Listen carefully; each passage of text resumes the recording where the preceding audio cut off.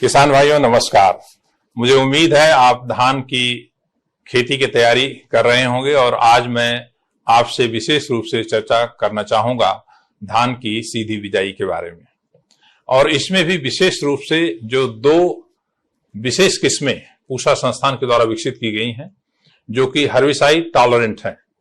पहली किस्म है पूसा बासमती 1985 और दूसरी किस्म है पूसा बासमती 1979। ये दोनों किस्में एक विशेष खरपतवार नाशी दवा आती है जिसको हम इमिजाथापिर बोलते हैं, परसूट के नाम से बाजार में मिलती है और अन्य कई नामों से मिलती है। इस दवा के प्रति इन दोनों किस्मों में रोधी क्षमता है और ये दवा जो है परसूट, ये सारे खरपतवार जो हैं तकरीबन धान की खेती में जो आते हैं उनको बखूबी उनका नियंत्रण करती है। तो क्या क्या हमें सावधानी बरतनी चाहिए धान की सीधी बिजाई में, उन सारे विषयों पर विस्तार में हम आज चर्चा करेंगे। पहले तो मैं बताना चाहूंगा इन दोनों किस्मों के बारे में। पूसा बासमती 1985 115 दिन के अंदर पककर तैयार होने वाली किस्म है और यह पूसा बासमती 1509 का सुधार करके बनाई गई है। वहीं पूसा बासमती 1979 पूसा बासमती 1121 का सुधार करके बनाई गई है और इसकी अवधि करीब 140 दिन की है, बुआई से लेकर के कटाई तक। आमतौर पे जब हम धान की सीधी बिजाई करते हैं तो जो अवधि है करीब 1 हफ्ते कम हो जाती है रोपाई की तुलना में। अब हम चर्चा करेंगे कि धान की सीधी बिजाई के क्या प्रमुख फायदे हैं। पहली बात, इसमें धान की रोपाई में करीब जो 4,500 से 5,000 रुपए प्रति एकड़ का खर्च आता है उसकी सीधी बचत होती है। दूसरा, जब हम धान की सीधी बिजाई करते हैं तो ग्रीन हाउस गैस का जो उत्सर्जन होता है, खासकर जब हम रोपाई करते हैं पडलिंग करने के बाद उसमें मीथेन गैस बहुत ज्यादा निकलती है, तो ग्रीन हाउस गैस के उत्सर्जन में कुल 35% की कमी आती है। और जो सबसे महत्वपूर्ण बात है वो ये है कि धान की सीधी बिजाई में पानी की बचत करीब 30 से 35% होती है रोपाई की तुलना में। आप जानते हैं कि पानी हमारा एक बहुत ही महत्वपूर्ण प्राकृतिक संसाधन है। अगर हमको अपनी अगली पीढ़ी को जल, जलवायु और जमीन इस रूप में सौंपना है कि खेती अच्छी तरह से हो सके टिकाऊ तरीके से, तो हमें धान की सीधी बिजाई के ऊपर जाना नितांत आवश्यक है। क्या समस्याएं आती हैं किसान भाई, इसको बड़े पैमाने पे अभी क्यों नहीं खेती शुरू किए हैं इसकी, हालांकि काफी पहल हुई है। तो सबसे बड़ी समस्या जो धान की सीधी बिजाई में आती है वो खरपतवार की आती है और तमाम तरह के खरपतवार हैं जो कि जब हम धान की सीधी बिजाई करते हैं तो उसमें उगते हैं। ये खरपतवार जब हम धान की रोपाई करते हैं, रोपाई के करीब पहले 15 दिन तक खेत में हम पानी खड़ा रखते हैं, उसकी वजह से खरपतवार का नियंत्रण बखूबी हो जाता है और पानी ही खरपतवार नाशी दवा का काम करता है। लेकिन ये बहुत महंगा तरीका है। पानी हमें बचाना है तो हमको सीधी बिजाई करनी होगी। अब कैसे हम सीधी बिजाई में खरपतवार का अच्छी तरह से नियंत्रण करते हैं, उसी के लिए ये खरपतवार नाशी दवाओं के प्रति रोधी क्षमता रखने वाली दो किस्में पूसा बासमती 1985 और 1979 लेकर के हम लोग आए हैं। पिछले वर्ष इनकी खेती काफी बड़े पैमाने पर हुई थी, वो अनुभव ही किसानों के मैं आपसे साझा करूंगा। पहले चर्चा कर लेते हैं कैसे हम सीधी बिजाई करेंगे। तो पहली बात, तो हम खेत की तैयारी कैसे करें। धान की सीधी बिजाई दो प्रमुख तरीकों से की जाती है। पहला तरीका है ड्राई डीएसआर का और दूसरा है वेट डीएसआर का।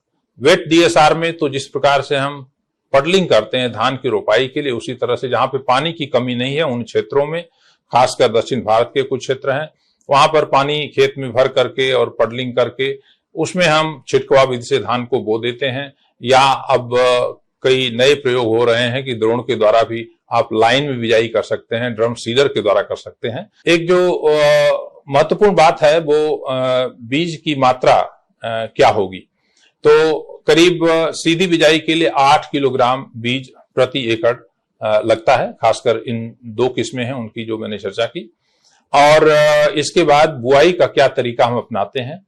तो धान की जब हम सूखी विधि से सीधी बिजाई करते हैं तो उसमें दो तरीके हैं। पहला तरीका है जिसको हम तरबतर, जिसमें कि पंजाब कृषि विश्वविद्यालय ने काफी काम किया है, और तरबतर तरीके में गेहूं की कटाई के बाद खेत की हम गहरी जुताई करते हैं। जुताई करने के बाद खेत में पाटा लगाते हैं और लेजर लेवलिंग करके खेत को बिल्कुल समतल कर लेते हैं। उसके बाद बुआई से करीब 1 हफ्ते पहले, बुआई का उपयुक्त समय जो है वो 25 मई से लेकर के 15 जून तक का है धान की सीधी बिजाई का। और ये दो जो किस्में हम बात कर रहे हैं 1985, 1979, इसकी बुआई आप जून के पहले सप्ताह से लेकर दूसरे सप्ताह में कर सकते हैं। तो करीब बुआई से 1 हफ्ते पहले आप खेत में पानी लगाइए। पानी लगाने के बाद जब खेत में बत्तर आ जाता है तो खेत की अच्छी तरह से जुताई करिए और उसमें करीब 1 बैग जो डाई अमोनियम फास्फेट है उसका दीजिए। 30 से 40 kilogram muriate of potash, zinc sulphate 10 kilogram प्रति एकड़ के हिसाब से इसका प्रयोग करिए और खेत को अच्छी तरह से लेजर के द्वारा 2-3 बार लेवलिंग कर लीजिए ताकि खेत मिट्टी अच्छी तरह से बैठ जाए। जब मिट्टी बैठ जाएगी तो नमी लंबे समय तक खेत में बनी रहेगी। इस प्रकार से तैयार किए हुए खेत में हम सीधी बिजाई करते हैं। सीधी बिजाई के लिए आप जीरो ड्रिल, लकी ड्रिल या एक नई मशीन आई है बीबीसी करके, जिसमें कि कतार से कतार की दूरी करीब 10 इंच के आसपास और पौधे से पौधे की दूरी भी 6 इंच बरकरार रखती है मशीन और 8 किलोग्राम बीज प्रति एकड़ पर्याप्त होता है। इसके द्वारा आप खेत में बुआई कर दीजिए और आप पाएंगे कि करीब करीब 10 दिन के अंदर इसमें अंकुरण अच्छी तरह से हो जाता है।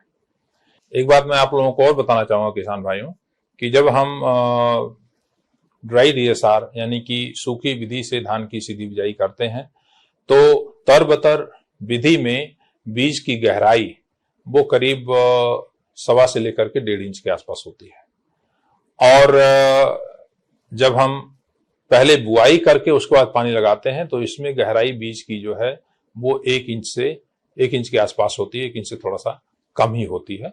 नमी पर्याप्त होती तो अंकुरण तो अच्छी तरह से इसमें हो जाता है। लेकिन इस बात का आपको ध्यान रखना होगा कि जब आप बिजाई करने के बाद पानी लगाते हैं तो अंकुरण तो जल्दी शुरू हो जाता है। 6 दिन के अंदर ही, 1 हफ्ते के अंदर अंकुरण हो जाएगा, लेकिन उस समय आपको एक बार हल्का पानी फिर लगाना पड़ेगा, ये जरूरी है। जबकि जो आप तरबतर विधि से करते हैं उसमें पहला पानी जो है वो हम करीब 20 दिन बाद लगाते हैं और उसके तुरंत बाद फिर हम इमिजाथापिर दवा का छिड़काव करते हैं। और उसी तरह से जब बुआई के बाद हम पानी लगाते हैं और अंकुरण 1 हफ्ते के अंदर होता है, 1 हफ्ते पे हमको एक हल्का पानी लगाना पड़ेगा और उसके बाद दोबारा हमें 20 दिन के बाद पानी लगा करके तब फिर इमिजाथापिर का प्रयोग करना पड़ेगा। तो इस बात का आप विशेष रूप से ध्यान रखेंगे। बीज की मात्रा जैसा कि मैंने बताया 8 किलोग्राम प्रति एकड़ लगती है। उसे पहले बीज का उपचार भी करना पड़ेगा और बीज के उपचार के लिए जरूरी है कि उसमें आप जो 2 ग्राम स्टेप्टोसाइक्लिन और करीब 20 ग्राम बाविस्टिन 10 लीटर पानी में घोल लीजिए और उसमें जो 8 किलोग्राम बीज है उसको करीब 24 घंटे डुबो करके रखिए। इससे बीज अच्छी तरह से उपचारित हो जाता है। इसके बाद बीज को निकाल करके उसको छाया में रख करके सुखा लीजिए और इस बीज का हम बुआई के लिए प्रयोग करते हैं। तो ये तो रहा तरबतर विधि में हम धान की सीधी बिजाई कैसे करते हैं। दूसरा तरीका है जिसमें हम पहले धान की बिजाई कर देते हैं। जैसा कि मैंने बताया, खेत को गेहूं की कटाई के बाद जुताई करके, पाटा लगा करके, लेजर चला करके समतल कर लीजिए और उसमें पहले आप बुआई करिए सीड्रिल के द्वारा उसी तरीके से और बुआई करने के बाद तुरंत खेत के अंदर पानी लगा दीजिए। तो इस प्रकार से जब हम बुआई करते हैं तो करीब करीब ये मान के चलिए कि 1 हफ्ते के अंदर अंकुरण हो जाता है। दोनों विधियों में क्या फर्क है विशेष रूप से, जब हम तरबतर विधि से बुआई करते हैं तो जो धान के पिछली साल बुआई हुई थी उस खेत में उसके बीज जो झड़ जाते हैं वो बीज भी पहली बार जब हम पानी लगाते हैं उसकी नमी के साथ उग जाते हैं। खरपतवार भी बहुत सारे होते हैं वो नमी के साथ उग जाते हैं और जब हम जुताई करते हैं तो ये धान की पुरानी किस्म के बीज जो पिछले साल के झड़े हुए हैं और खरपतवार, इसका पूरा समूल नाश हो जाता है। तो इसमें काफी नियंत्रण इसका हो जाता है। ये एक बहुत अच्छा फायदा है।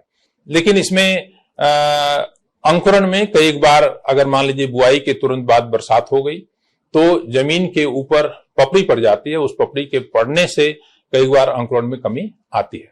अगर ऐसी स्थिति आपको होती है तो आपसे अनुरोध है कि उस समय खेत में आप हल्का सा पानी लगा दीजिए ताकि मिट्टी मुलायम हो, और मिट्टी जब मुलायम होगी तो अंकुरण अच्छी तरह से हो जाएगा। वहीं दूसरी तरफ जब हम बुआई करने के बाद पानी लगाते हैं तो इसमें जो पिछली साल धान की किस्म लगी है उसके बीज भी कुछ अंकुरित होते हैं, और उसके अलावे जो खरपतवार हैं वो ज्यादा मात्रा में आते हैं। लेकिन इसके लिए चिंता करने की जरूरत नहीं है। जब आप हर्बिसाइड टॉलरेंट किस्म का प्रयोग कर रहे हैं तो इसमें जिस दवा का प्रयोग आप करेंगे उस दवा के प्रयोग से अन्य किस्म के धान जिनमें हर्बिसाइड टॉलरेंट का कैरेक्टर नहीं है वो भी मर जाते हैं और खरपतवार भी मर जाता है। दूसरा मैं ये भी बताना चाहूंगा कि कई बार जो हल्की जमीन होती है, रेतीली जमीन होती है, वहां पर बलुई दोमट जमीन में खासकर जो है लोहा तत्व की कमी आपको महसूस होगी, जिसमें पौधों में पीलापन आता है, तो उसमें आयरन सल्फेट का छिड़काव आपको करना पड़ेगा उससे बचाने के लिए। एक और महत्वपूर्ण बात मैं किसान भाइयों को बताना चाहूंगा कि जब हम ये कहते हैं कि धान की सीधी बिजाई हम पानी बचाने के लिए कर रहे हैं, तो आप ये न सोचें कि ऐसे क्षेत्र जहां पर धान हो भी नहीं सकता है, जो बाजरे का क्षेत्र है, ज्वार का क्षेत्र है, वहां पे आप धान की सीधी बिजाई शुरू कर दें तो वहां पे आपको सफलता नहीं मिलेगी। उन क्षेत्रों में, जिन क्षेत्रों में धान की खेती हो रही है उन्हीं क्षेत्रों में रोपाई को छोड़ करके धान की सीधी बिजाई के ऊपर आपको आना है ताकि आप पानी की बचत कर सकें। तो इस बात का भी आप ध्यान रखें। अब आती है बात कि इन दोनों विधियों में, चाहे हम तरबतर विधि का प्रयोग करें या हम बुआई के बाद पानी लगाएं, हमें खरपतवार नियंत्रण के लिए क्या करना चाहिए।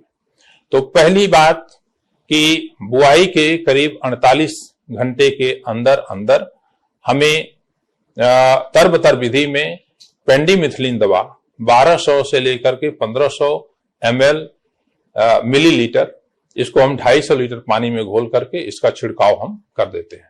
बुआई की मशीन में भी कई बार इसकी व्यवस्था होती है, उसके साथ के साथ भी छिड़काव आप कर सकते हैं, उसमें कोई दिक्कत नहीं है। और अगर बुआई के बाद आपने पानी लगाया है तो जब 1 या 2 दिन के अंदर जब खेत में चलने लायक हो जाता है 2 दिन बाद, तो उस समय पेंडिमिथिलिन का प्रयोग कर दीजिए। तो ये चूंकि प्री इमरजेंस हर्बिसाइड है, इसके कारण बहुत सारे खरपतवार जो हैं, जो शुरू की अवस्था में उगते हैं, वो अपने आप समाप्त हो जाते हैं। इसका प्रयोग करें।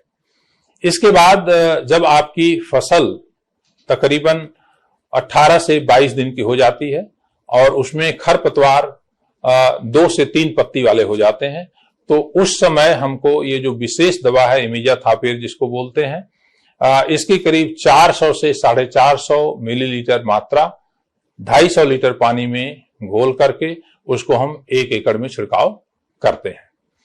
छिड़काव करने से पहले हमें यह ध्यान रखना है कि हमको खेत में पानी 2-3 दिन पहले लगा देना है, और खेत में जब चलने लायक हो जाए तो उस समय इमिजाथापिर का हम प्रयोग करते हैं।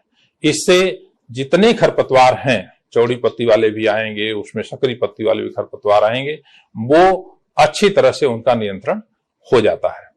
तो ये बात मैं विशेष रूप से बताना चाहूंगा कि जब आप इन तरीकों से बिजाई करते हैं तो अंकुरण भी काफी अच्छा होता है। और जैसा कि आप कुछ चित्र अभी हमारे बैकग्राउंड में देखेंगे तो आप पाएंगे कि इसमें जब अंकुरण हो जाता है और आगे चल करके 25-30 दिन के अंदर खेत पूरी तरह से भर जाता है, और देख करके ये नहीं लगता है कि खेत में धान की सीधी बिजाई की गई है या उसको कतार में रोपाई की गई है, तो बहुत अच्छी फसल प्राप्त होती है। पिछले साल इन दोनों किस्मों का प्रयोग हम लोगों ने बड़े पैमाने पर किया था। करीब 1000 किसानों के यहाँ डेमोन्स्ट्रेशन 1 एकड़ का लगाया गया था। हमारे साथ कुछ और लोग जो पार्टनरशिप कर रहे हैं इस टेक्नोलॉजी को आगे बढ़ाने के लिए, उनके साथ भी उन किसानों को माननीय राज्यपाल महोदय के द्वारा सम्मानित भी किया गया था। और इसके अलावा बहुत सारे किसान हैं जिन्होंने धान की सीधी बिजाई पूसा संस्थान से बीज लेकर के किया था, तो उनके सबके परिणाम बहुत अच्छे आए हैं। इनमें से कुछ किसान हैं जिनके अनुभव भी हम आपके साथ बाद में साझा करेंगे। और इसमें पूसा बासमती 1985 जो 1509 का सुधार है, उसमें जो औसत पैदावार करीब 26 कुंटल प्रति एकड़ की आई थी। तो आमतौर पे ये अवधारणा रहती है कि जब हम रोपाई करते हैं तो उसमें पैदावार ज्यादा होती है और धान की सीधी बिजाई में पैदावार कमी आती है। ऐसी बात नहीं है। अगर हम फसल की अच्छी तरह से देखरेख करते हैं तो हमें पैदावार उतनी ही प्राप्त होती है, उसमें कोई कमी नहीं आती है। तो ये कुछ बातें थी जो मैं आपके साथ साझा करना चाहता था। दोनों किस्मों का बीज पूसा बासमती 1985 और पूसा बासमती 1979, इन किस्मों का बीज पूसा संस्थान में पर्याप्त मात्रा में उपलब्ध है। जिन किसान भाइयों ने भी बीज नहीं लिया है उनसे हमारा अनुरोध है कि वो आकर के बीज खरीद लें, ताकि बुआई जो है 1 जून के आसपास, 1 जून से लेकर के 15 जून के बीच में बुआई इन दोनों किस्मों की कर सके। तो मैं आपसे अनुरोध करता हूं कि आप जल्दी से जल्दी अपनी तैयारी शुरू करें। दूसरी बात मैं आपको ये बताना चाहूंगा कि विशेष रूप से हरियाणा सरकार के द्वारा धान की सीधी बिजाई के लिए 4,000 रुपए प्रति एकड़ का अनुदान भी दिया जा रहा है, और इसके लिए अभी कुछ ही दिनों के अंदर जब गेहूं की कटाई पूरी तरह से समाप्त हो जाएगी तो उसके बाद राज्य सरकार के द्वारा पोर्टल खोला जाएगा। उस पोर्टल में जो किसान धान की सीधी बिजाई करना चाहते हैं उनको अपना रजिस्ट्रेशन कराना पड़ेगा। 1.5 महीने 2 महीने तक पोर्टल खुला रहता है। तो सारे किसान भाई जो हमारी बात सुन रहे हैं इस बात को लेकर के जागरूक रहें, अपना रजिस्ट्रेशन जरूर करवाएं।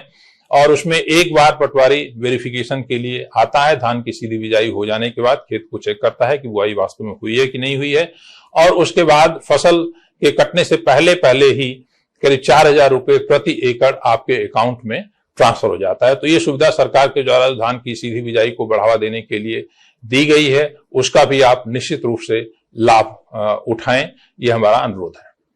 अब मैं ये कहना चाहूंगा कि जो किसान भाई अन्य किस्मों की खेती, जो हमारी बासमती की अन्य किस्में हैं, जैसे पूसा बासमती 1509 है, पूसा बासमती 1692 है, जो कि कम अवधि में पकने वाली किस्में हैं, 120-125 दिन की हैं, या मध्यम अवधि में जो हमारी पूसा बासमती 1718 है, पूसा बासमती 1121 है, या पूसा बासमती 1885 है, या थोड़ी लंबी अवधि की जो किस्में हैं, पूसा बासमती 1401 है, पूसा बासमती 1886 है, या 1728 है, इनकी खेती भी सीधी बिजाई विधि के द्वारा करना चाहते हैं तो बाकी जो हमने तरीके बताए धान की सीधी बिजाई के लिए वो तो ज्यों के त्यों प्रयोग होने हैं।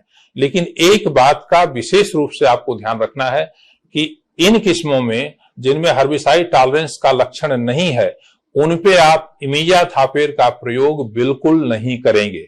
अन्य कई बासमती किस्म कोई भी लगा रहे हैं तो उस पर इमीजा थापेर का प्रयोग आप नहीं करेंगे।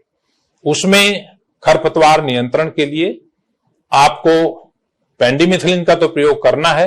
बुआई के 48 घंटे के अंदर अंदर वही मात्रा करीब 1200 से लेकर के 1500 मिलीलीटर प्रति एकड़ 250 लीटर पानी में, और इसके बाद 20 से 22 दिन बाद एक दवा आती है नामनी गोल्ड, जिसका टेक्निकल है बिस्पेरिबैक सोडियम। उसके अंदर एल्मिक्स एक और दवाई आती है जिसको 8 ग्राम मात्रा मिला करके और 250 लीटर पानी में इसका छिड़काव करें तो खरपतवार का अच्छी तरह से नियंत्रण हो जाता है। लेकिन एक बार दोबारा दोहराना चाहूंगा कि इन किस्मों में जिनमें हर्बिसाइड टॉलरेंस का जीन नहीं है, जैसे कि पूसा बासमती 1985 और 1979 के अलावे जो किस्में हैं उनमें हर्बिसाइड टॉलरेंस का जीन नहीं है, इन किस्मों के ऊपर इमीजा थापेर का प्रयोग आप कतई नहीं करेंगे। तो मुझे उम्मीद है कि जो जानकारी हमने आपके साथ साझा की है उसका फायदा उठाएंगे। और मैं आपको ये बताना चाहूंगा कि ये सावधानियां आप बरतेंगे तो खेत में आपको देख करके नहीं लगता है कि इसमें सीधी बिजाई की गई है या रोपाई की गई, इतने बढ़िया फसल होती है। तो इस जानकारी का आप लोग फायदा उठाएं। और कुछ किसान जो कि पिछले वर्ष धान की सीधी बिजाई 1985 और 1979 की किए थे, उनके कुछ अनुभव आगे हम आपके साथ अभी साझा करने जा रहे हैं। जो वीडियो आपको दिखाए जाएंगे उनको भी आप जरूर देखिए और उनकी जो अनुभव है उससे भी फायदा उठाइए। आइए जानते हैं जगतार सिंह जी से कि इस किस्म का इनका खुद का अनुभव क्या रहा है। आप बताएंगे आप क्या इस किस्म के बारे में महसूस करते हैं?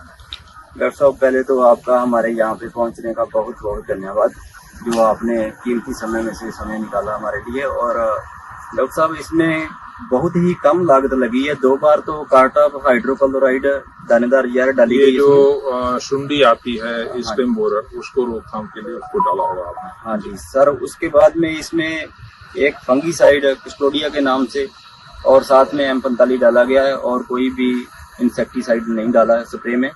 और पहले इमेजाथाइपर तो इसमें डालना ही होता है। कितने दिन बाद बुआई की आप डाले थे इमेजाथाइपर? इमेजाथाइपर सर तकरीबन 20 दिन बाद डाल दिया था। 20 दिन बाद डाल दिया था जी। तो उससे खरपतवार का नियंत्रण कैसा रहा? बिल्कुल बढ़िया बढ़िया सर। जैसे हमारे जहाँ पे ये होती है ना 1401 की, जी जी, तो उसमें खरपतवार की थोड़ा ज्यादा समस्या आती है, हाँ। क्योंकि ये नीचे छाया वो लेट करती है और ये जल्दी कवर कर लेती है उसको। जी जी जी। लगभग जो उसने 40-50 दिन पे करना वो ये 25-30 दिन में कर लेती है। हाइट जल्दी ले लेती है कम टाइम की वैरायटी होने के कारण। तो जो खरपतवार नियंत्रण आप, जैसे कि आपका क्षेत्र जो है ये हमारे समझ से इस क्षेत्र में धान की सीधी बिजाई का रकबा काफी है। जी, कितना क्षेत्रफल जो है सीधी बिजाई में गया होगा? ये 98%। ये 98% रकबा इस क्षेत्र में पूरा धान की सीधी बिजाई का। जी बिल्कुल। और जो पहले किस्में आप धान की सीधी बिजाई में प्रयोग लाते थे वो किस्मों में आप पेंडिमिथिलिन डालना पड़ता था और उसके बाद फिर बिस्पेरिवेट सोडियम नामनी गोल्ड डालना पड़ता था। जी। और उसके बावजूद भी जो नियंत्रण है खरपतवार का बहुत अच्छा नहीं हो पाता था। और इस केस में चूंकि ये इमिजाथापिर एक ऐसी दवा है जो कि सारे खरपतवार को मार देती है, तो उसके स्प्रे से खरपतवार का नियंत्रण अच्छा होता है। बिल्कुल।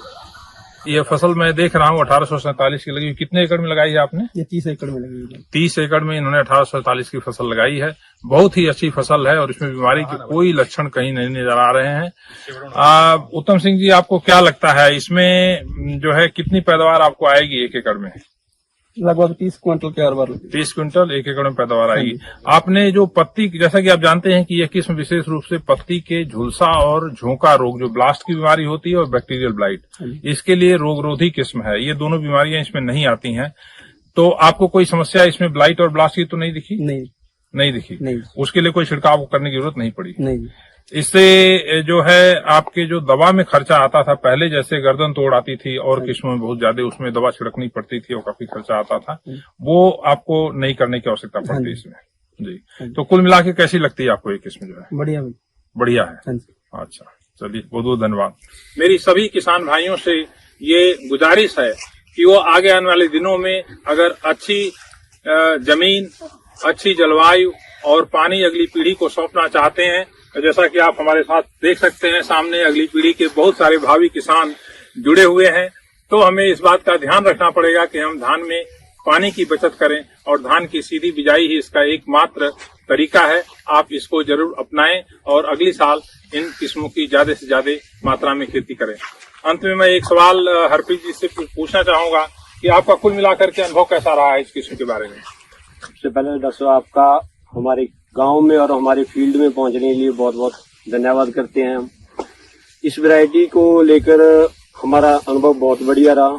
आपने वैसे तो पहले ही किसानों को बासमती की सभी वैरायटियां समय समय पर दी हैं, लेकिन पानी की बचत और खर्चा कम जी, उसी हिसाब से जो सीधी बिजाई वाली ये वैरायटी दी है, ये बहुत ही अच्छे रिजल्ट आ रहे हैं इसके। इसको जैसे ही हमने सोइंग किया उसके बाद अब लगभग ये 100 दिन की हो चुकी है वैरायटी जी। वैसे आप बताएं इसका टाइम पीरियड कितने दिन का है? जो पूसा बासमती 1509 का सुधार करके बनाई गई है, पूसा बासमती 1509 में करीब 120 दिन का समय लगता है बीज से लेके बीज तक, और ये उससे करीब 1 हफ्ते पहले पक के तैयार हो जाती है।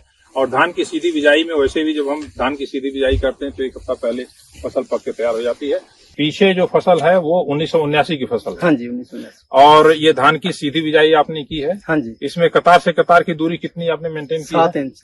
7 इंच कतार से कतार। और जो पौधे से पौधे की दूरी भी वो भी इतनी है। तो ये कैसे पौधे से पौधे की दूरी कैसे मेंटेन करते हैं? इसके लिए कोई विशेष सीधन का प्रयोग करते हैं? बीबीसी की मशीन है जी। बीबीसी की मशीन से आपने प्रयोग किया है। हाँ जी। तो इससे जो है पौधे से पौधे की दूरी और कतार से कतार की दूरी दोनों बरकरार रहती है। फसल आपकी बहुत अच्छी लग रही है। और इसमें आपने इमिजाथापिर या परसूट का छिड़काव किया था, वो बुआई के कितने दिन बाद किया था? वो लगभग किया था जी हमने 30 दिन के बाद। 30 दिन बाद आपने किया? उग गया थोड़ा घास उग आया था, लेकिन घास आमतौर पे हमारी रिकमेंडेशन ये होती है कि 20 दिन के अंदर इसका छिड़काव हम कर दें। लेकिन आप कह रहे हैं कि अगर घास मान लीजिए देर से आई है या उसके 2 पत्ती की जब अवस्था हो जाती है खरपतवार की, उसमें उसका छिड़काव करते हैं, तो वो 20 से 25 दिन के अंदर आमतौर पर छिड़काव सही समय पे करेंगे तो नियंत्रण बहुत अच्छा होगा। कैसा लगता है आपको उस दवा के छिड़काव से? इसमें खरपतवार का नियंत्रण बहुत अच्छा हुआ है? हाँ जी, बढ़िया कंट्रोल हुआ है और कोई खरपतवार आपके खेत में नहीं दिख रहा है। फसल भी बहुत अच्छी लग रही है। और धान की सीधी बिजाई में इसमें क्या आपका अनुमान है, इससे कितनी पैदावार आपको मिलेगी?